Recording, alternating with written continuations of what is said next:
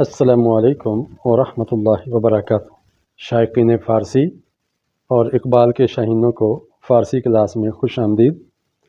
ہم علامہ محمد اقبال کی کتاب پیام مشرق کا فارسی حصہ پڑھ رہے ہیں۔ آج ہم نظم نمبر 10 پڑھیں گے پیام مشرق کی، جس کا عنوان ہے زندگی۔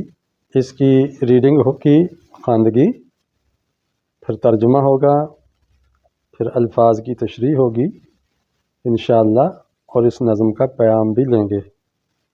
تو شروع کرتے ہیں۔ بسم اللہ الرحمن الرحیم۔ شبی زار نالید ابری بہار کہ این زندگی گریائی پہم است، درخشید برق سبک سیرو گفت خطا کردئی خندۂ یکدم است، ندانم به چمن کہ برد این خبر، سخن ہا میانے گل و شبنم است۔ ترجمہ: شب ایک شب، یہ بڑی یہ بھی ہوتی، چھوٹی یہ بھی لکھتے ہیں آج کل، یہ تنکیر کے لیے، نکرہ بنانے کے لیے عام طور پہ ہوتی ہے۔ ایک رات زار نالید، زارو قطار رویا، ابر بہار، بہار کا بادل۔ ایک رات بہار کا بادل زارو قطار رویا یعنی خوب برسا کہ این زندگی گریائے پہم است، اور اپنے زبان حال سے کہہ رہا تھا کہ یہ زندگی تو مسلسل رونے کا نام ہے، مسلسل رونا دھونا ہی زندگی ہے۔ درخشید برق سبک سیر، ایک تیز چمکنے والی بجلی چمکی، ظاہر ہے بادل اور بارش کا موسم ہو تو بجلی بھی کڑکتی چمکتی ہے۔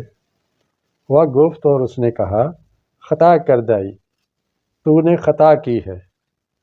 یہاں بعض اوقات ای بھی لکھ دیتے ہیں جو اصل میں ہے مخاطب کے لیے، یا مخاطب کی ضمیر ہے واحد کی، تو کبھی مختصر لکھنے کے لیے یہاں ہا کے اوپر صرف حمزہ ڈال دیتے ہیں اور یوں پڑھتے ہیں خطا کردئی، تو نے خطا کی ہے، خندۂ یکدم است۔ یہ تو ایک لمحے بھر کے لیے ہنسنے کا نام زندگی ہے۔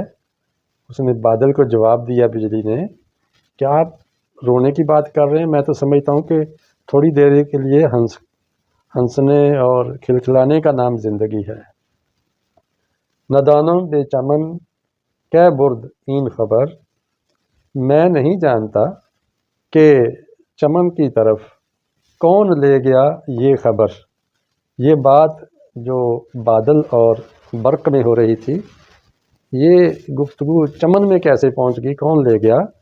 کیوں کہ سخن ہا میانے گل و شبنم است، کہ یہی باتیں پھول اور شبنم کے بیچ میں ہو رہی تھیں، کہ پھول کہہ رہا تھا کہ کھلکھلانے، کھلنے اور مسکرانے کا نام زندگی ہے، اور شبنم کہہ رہی تھی نہیں، یہ تو آنسوؤں کے موتی پرونے کا نام اور رونے دھونے کا نام زندگی۔ نظم کا مفہوم یہ ہے کہ ہر بندہ اپنے زاویے سے زندگی کو اور چیزوں کو دیکھتا ہے۔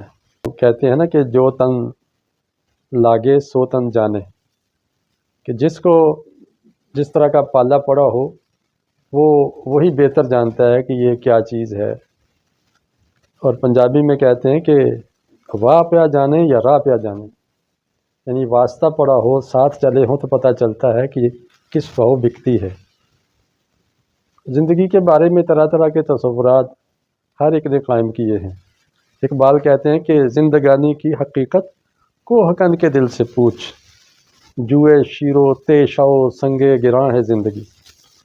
یعنی اگر آپ کوہ کن یعنی فرہاد سے پوچھیں، جس نے شیرین کے عشق میں پہاڑ کھود کر نہر لانے کا جتن کیا اور تیشہ لے کے پہاڑ سے جوئے شیر لانے لگا، دودھ کی نہر، تو وہ اسی میں مرکب کیا، اور اس نے کہا بس زندگی یہی محنت کرنے اور مشقت اٹھانے کا نام ہے۔ اور بعض لوگ کہتے ہیں کہ زندگی دارالعذاب ہے، یہ مشقتوں اور مشکلوں سے بھرا ہوا ایک جنگل ہے۔ اور بعض کہتے ہیں کہ بابر و عیش کوش عالم دوبارہ نیست، کہ زندگی تو عیش کوشی کا نام ہے، دوسرا جہان کس نے دیکھا ہے۔ بہرحال زندگی کی حقیقت کو جاننا ہو تو قرآن سے پوچھو، رب رحمان سے پوچھو جس نے زندگی کو پیدا فرمایا ہے، تو زندگی کا خالق ہی زندگی کی حقیقت بتاتا ہے۔ اور قرآن میں ہے کہ زندگی یہ امتحان ہے کہ آپ کس طرح بسر کرتے ہیں، اور ایک اس کے بعد زندگی آئے گی، موت کے بعد، اس میں اس زندگی کا حساب ہوگا۔ تو جس طرح کی سوچ ہو ویسا ہی عمل ہوتا ہے، جیسی تہذیب ویسا تمدن۔ بہرحال سوچنے سمجھنے کے لیے اقبال کا کلام بڑا وسیع ہے، اس کو ہر بندہ اپنے زاویے سے دیکھ سکتا ہے۔ اب اس میں ہم الفاظ کی تشریح، سب سے پہلے ہم اسم کو پڑھتے ہیں۔ یہ جو سرخ لکیریں نیچے کھینچی ہوئی ہیں یہ مرکبات ہیں: ابر بہار، بہار کا بادل، این زندگی، یہ زندگی، گریہ پہم، مسلسل رونا، برق سبک سیر، تیز بجلی، خندہ یکدم، پل بھر کا ہنسنا، میانے گل، گلو شبنم، پھول اور شبنم کے بیچ میں۔ تو یہ دو لفظ، تین لفظ مل کے ایک کلسٹر، ایک مرکب بن گئے ہیں، کمپاؤنڈ بن گئے ہیں، اس کو مرکب کہتے ہیں۔ پچھلے سبق میں نے بتایا تھا۔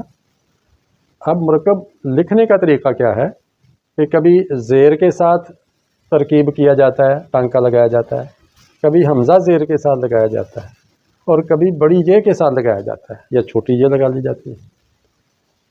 حمزہ زیر اس وقت لگتا ہے جب یہاں ہا مختفی ہو، جیسے یہاں پہ ہے، یہاں پہ ہے، ہا مختفی جو لکھی جائے پڑھی نہ جائے۔ اور اگر پہلے لفظ کے آخر میں الف یا واو ہو تو پھر چھوٹی یہ یا بڑی یہ لگتی ہے اور اوپر حمزہ لکھا جاتا ہے۔ اور اس کے علاوہ باقی میں صرف زیر لگتی ہے، جیسے ابری بہار، برق سبک، میانے گل وغیرہ۔ یہ ہے لفظوں کو باہم جوڑنے اور مرکب بنانے کا، لکھنے کا طریقہ۔ اس سے آپ کا املا ٹھیک ہوتا ہے۔ میں اس لیے اصول بتا رہا ہوں، شاید آپ کو کسی کتاب میں یہ اصول نہ ملا ہو، مجھے تو کہیں نہیں ملا۔ یہ تو تدریس کے تجربے سے بچوں کو سمجھاتے ہوئے مجھے یہ راز ملا ہے۔ آپ کے لیے اگر پہلی دفعہ ہے تو کمنٹ میں ضرور بتائیے گا۔ اس کے بعد آتے ہیں کہ اس کے اندر جو افعال آئے ہیں وہ کیا ہے۔ زار، نالید، گریہ بھی مصدر سے بنا ہے، خندہ، دانم، برد، ان سب کے میں نے مصادر لکھ لیے ہیں، درخشید بھی لکھ لیا ہے۔ ان مصادر سے بنے ہوئے لفظ آئے ہیں۔ نالیدن، رونا، اس سے نالید بن گیا ہے۔ کیسے بنا ہے کہ مصدر کی نون ہٹا دی تو یہ نالید بن گیا، رویا، یہ فعل ماضی بن گیا۔ زاریدن بھی رونا ہوتا ہے، اس سے نون ہٹا دو، ماضی مطلق بن جائے گا، پہلا صیغہ وہ رویا، زارید۔ گریستن بھی رونا ہے، تو اس سے ہم نون ہٹا دیں تو گریست بن جائے گا۔ یاد رکھیے کہ فعل ماضی کے آخر میں یا دال ہوتی ہے یا تے ہوتی ہے پہلے صیغے میں، اس کے علاوہ کوئی حرف نہیں ہوتا۔ اس کے بعد اگر دیکھیں گے ند، یا، ید، میم، یم، یہ صیغے کی علامتیں ہوتی ہیں۔ اس کی وجہ یہ ہے کہ فارسی مصدر کے آخر میں دن یا تن آتا ہے، دال نون یا تا نون آتی ہے۔ اب جتنے بھی مصادر ہیں اس میں دیکھیں کہ اس میں 1، 2، 3، 4، 5، 6 تو مصدر ایسے ہیں جن کے آخر میں دال نون آئی، اور گریستن، گفتن، دانستن، ان کے آخر میں تن آ رہا ہے۔ تو زیادہ تر مصادر فارسی ان کے آخر میں دن آتا ہے، اور بہت تھوڑے ہیں جن کے آخر میں تن آتا ہے۔ اس لیے ان سے جب ہم نون ہٹا کے ماضی بنائیں گے تو اس کے آخر میں لا محالہ پہلے صیغے میں یا دال ہوگی یا تے بچے گی۔ گفتن سے بناؤ، گفت، اس نے کہا، کرد، اس نے کیا، خندید، وہ ہنسا، دانست، اس نے جانا، برد، وہ لے گیا، درخشید، وہ چمک اٹھا یا چمکا، یہ فعل ماضی بن گیا ہے۔ مضارع کیسے بنتا ہے کہ اگر آخر میں دال ہو اور اس سے پہلے یا ہو تو یا ہٹا دیں تو مضارع بنتا جائے گا۔ اس سے ہم یا ہٹا دیں، نالد بن جائے گا، نالید سے نالد، زارید سے زارد، اور اس سے پہلے زبر کا پڑھنا ضروری ہے۔ اب یہاں دال نہیں ہے، اس کا مضارع ذرا مختلف بنتا ہے، آئے گا دال ہی، مضارع کے آخر میں دال لازمی ہوا کرتی ہے اور اس سے پہلے زبر۔ گفتن سے بن جائے گا گوید، کردن سے بنے گا کند۔ اب یہاں پھر دال اور اس سے پہلے یا ہے تو اس کا وہی فارمولہ آئے گا۔ اگر اس فارمولے کو جان لیتے ہیں تو تقریباً 350 مصادر سے مضارع بنانا آپ جان جائیں گے۔ خندد، اب اس کے آخر میں دال نہیں ہے، اس کا مضارع داند، دال لا کے لگائیں گے ہم، ساتھ ہٹا کے دال لگا دیں گے۔ بردن سے دال ہے لیکن یا نہیں ہے تو اسی کو یوں لکھ دیتے ہیں برد، اور پیچھے زبر لگا دیتے ہیں۔ درخشید میں دیکھیں دال سے پہلے یا ہے تو ہم کیا کریں گے، یا ہٹا کے اس پر زبر لگا دیں، درخشد، یہ مضارع بن گئے۔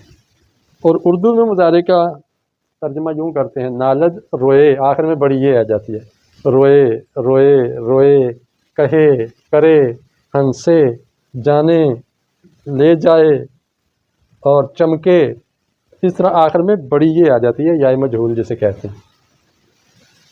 اب یہ جو لفظ آیا ہے زار، یہ کہاں سے آیا؟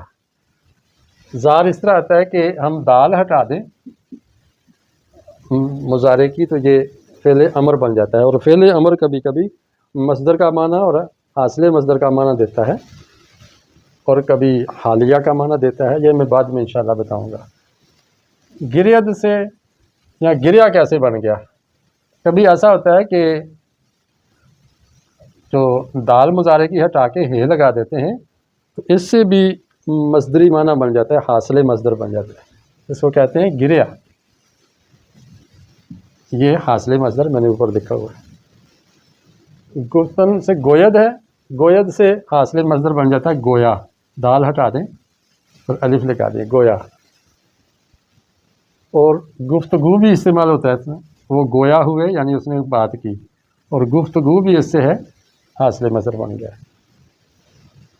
نالد سے بنتا ہے نالا، نالا و فریاد کی، یہ حاصل مصدر ہے۔ کند سے کیا بنے گا؟ کردار کہہ دیں آپ۔